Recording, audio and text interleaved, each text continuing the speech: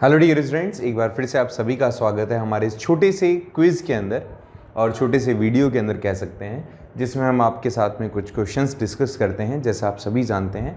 And हम इसका main purpose यही रखते हैं कि आपकी नॉलेज इंप्रूव हो सके रिलेटेड टू करंट अफेयर्स। आज का जो हम करंट अफेयर देख रहे हैं ये अप्रैल मंथ का है एंड अप्रैल मंथ में बहुत सारे इंसिडेंसेस हुए थे जिससे हमने प्रीवियस हमारी वीडियोस में भी कुछ क्वेश्चंस डाले हैं और आज का पूरा जो लेक्चर होने वाला है या क्वेश्चन आंसर सीरीज होने वाली है ये अप्रैल मंथ से रिलेटेड। तो करते हैं पहले क्वेश्चन से शुरुआत। पहला क्वेश्चन कहता है, अरे बोल जा, हाँ, कांजीरंगा नेशनल पार्क लोकेटेड है कौन सी इंडियन रिवर के साथ साथ, या काजीरंगा नेशनल पार्क लोकेटेड है कौन सी इंडियन रिवर के पैरेलल। क्या ये गंगा है, यमुना है, ब्रह्मपुत्र है, सतलुज है।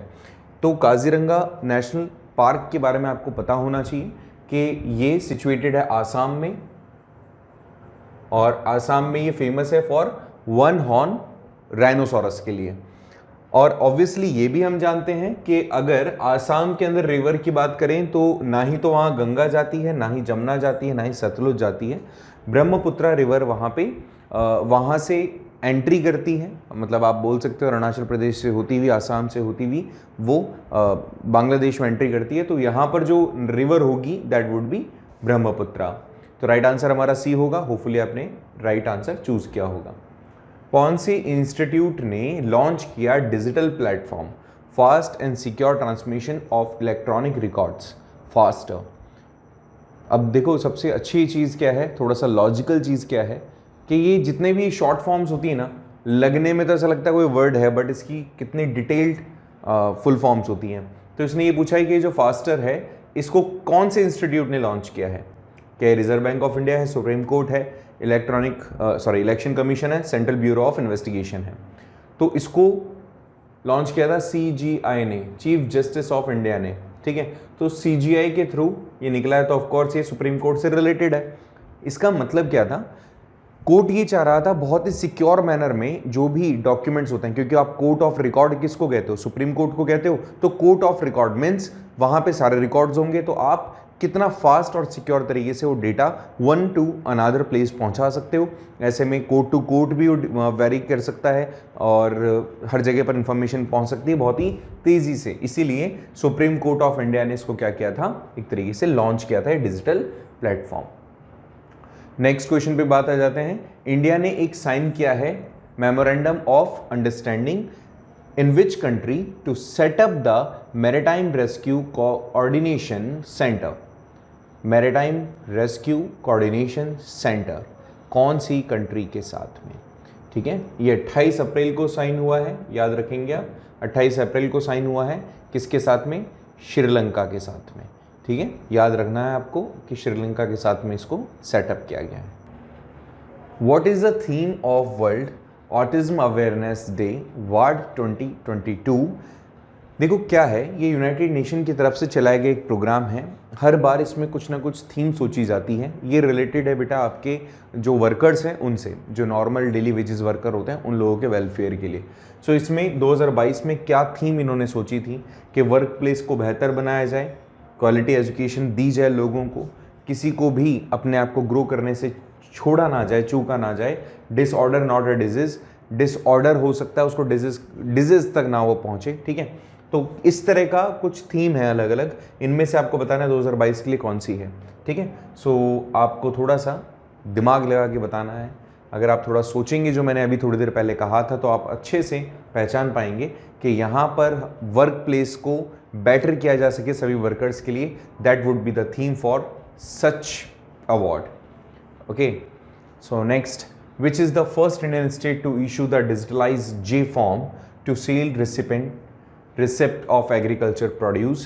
जो भी आप एग्रीकल्चर प्रोड्यूस करेंगे उसमें जो सेल रिसिप्ट होगी वो डिजिटलाइज हो। कौन सा ऐसा इंडियन स्टेट है जिसने सबसे पहले इसकी शुरुआत की। जे फॉर्म क्या है, जे फॉर्म का मतलब आप ऐसे लगा सकते हो कि सेल बुक है। जैसे अपन कॉमर्स में अगर आप देखेंगे, बिजनेस के अंदर अगर आप देखेंगे तो बहुत सारे बुक्स होती हैं, कितना आया, कितना गया, कितना कैश है, कितना आना है, कितना जाना है, सारी चीज़ें होती है उसमें। एक उसमें जर्नल भी होती है। जर्नल मतलब जिसमें आप दिन का सारा एंट्री करते हैं, ठीक है, जर्नल नहीं कह रहा हूँ, जर्नल। तो इसके अंदर क्या होता है, वो जो जर्नल होती है ना, इस जर्नल के अंदर आप एंट्री करते हैं सारी दिन के अंदर जितनी भी चीज़ें होती है आने और जाने की। तो जो भी एग्रीकल्चर प्रोड्यूस हुआ है, जिसको भी आप बेच रहे हो, खरीद रहे हो, वो डिजिटली आपको बताना पड़ेगा। तो यहाँ पे कौन सा वो स्टेट था जिसने इस तरह का इनिशिएटिव स्टार्ट किया? क्या तमिलनाडु है, गुजरात है, पंजाब है, राजस्थान है? तो इसको शुरुआत करने वाला जो स्टेट है बेटा वो है पंजाब, जिसने अभी अप्रैल मंथ में स्टार्ट किया है। तो Punjab would be right answer. Which union ministry is associated with the foreign trade policy of India? Bharat की trade policy, foreign trade policy के साथ में कौन सी यूनियन मिनिस्ट्री जुड़ी हुई है? क्या ये एक्सटर्नल अफेयर्स है, कॉमर्स एंड इंडस्ट्रीज़ हैं, या फिर एमएसएमई है, या फिर होम अफेयर्स है? एमएसएमई का फुल फॉर्म मैं कई बार आपको बता चुका हूँ, कमेंट बॉक्स में आप मुझे बताइएगा कि क्या है इसका full form. Okay, so now you need to tell me.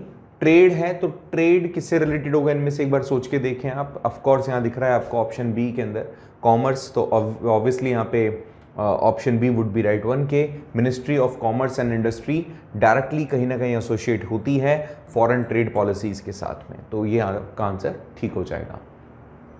Which state run company has partnered with L&T and renew power for a joint venture of green hydrogen?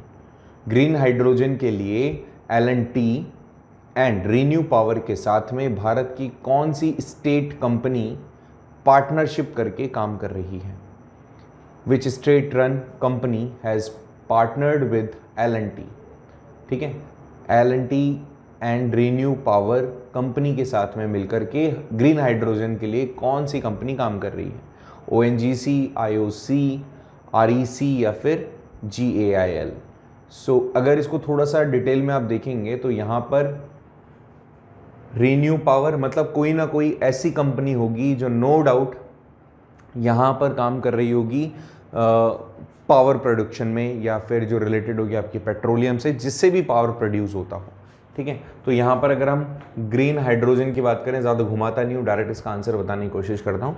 यहाँ पे इंडियन ऑयल कॉरपोरेशन है जो कि इस तरह का partnership का joint venture है, जो ऑलरेडी एक L&T अपने आप में काफ़ी ज़्यादा फेमस कंपनी है, एंड रीन्यू पावर, इनके साथ मिलकर के हमारे भारत की कंपनी इंडियन ऑयल कॉरपोरेशन ने इनका साथ दिया। और इनका मेन इंटेंशन है कि कैसे आप पॉल्यूशन फ्री एनवायरनमेंट लेकर आ सकते हो। इस एनवायरनमेंट में हर एक चीज़ कहीं ना कहीं सोफिस्टिकेटेडली एंड नेचर को थोड़ा सा बेनिफिट देने वाली होगी। So that would be B option would be right one for this question. Next question, which Indian company has partnered with Canada's largest payment organization, Payments Canada? इनमें से कौन सी भारत की वो कंपनी है जिसने कनाडा की सबसे बड़ी पेमेंट ऑर्गेनाइजेशन जिसका नाम पेमेंट्स कनाडा है उसके साथ मिलकर के पार्टनरशिप किया है? क्या ये इन्फोसिस है, क्या ये विप्रो है, क्या ये TCS है, या फिर NPCI है?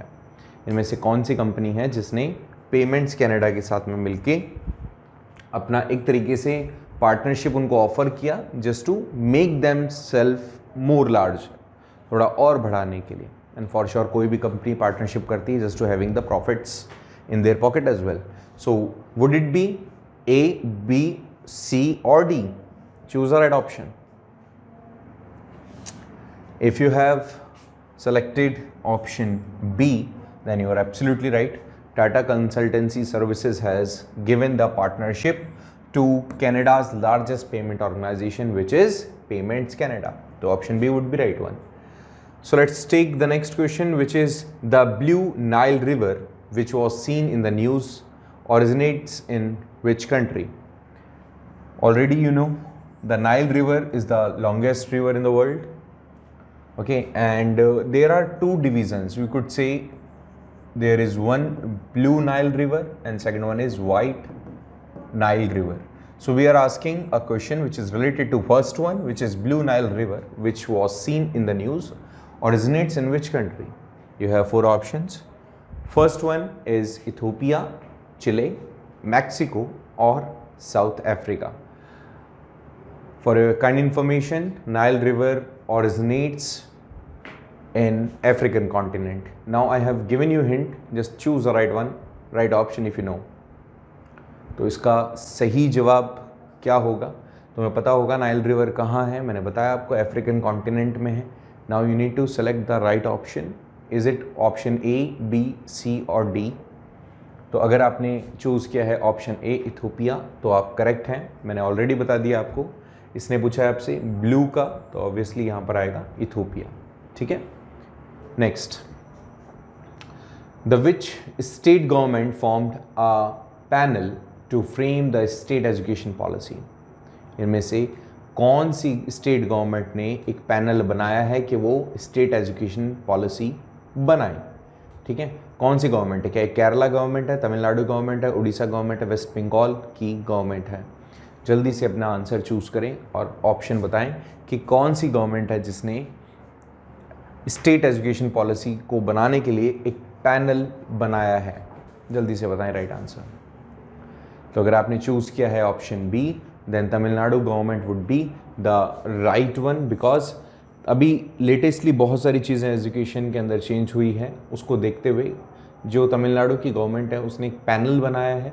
पैनल मतलब a group of people they have selected to frame the new state education policy. So Tamil Nadu government would be right answer. So like this, इस तरह से हमने कुछ क्वेश्चंस देखे, होपफुली आपको समझ में आए होंगे।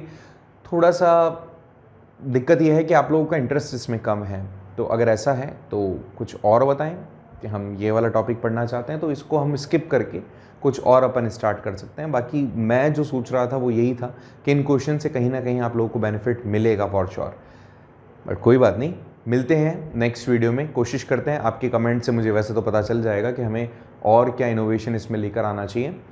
कोशिश ये भी हो सकती है हमारी कि हम क्वेश्चंस की जो नंबर हैं उसको बढ़ाएं, सो दैट आप ज़्यादा क्वेश्चंस कर सकें, या लाइव भी हम आ सकते हैं। ठीक है, तो विल थिंक अबाउट इट। मिलते हैं नेक्स्ट वीडियो में एक नए टॉपिक के साथ। Thank you so much.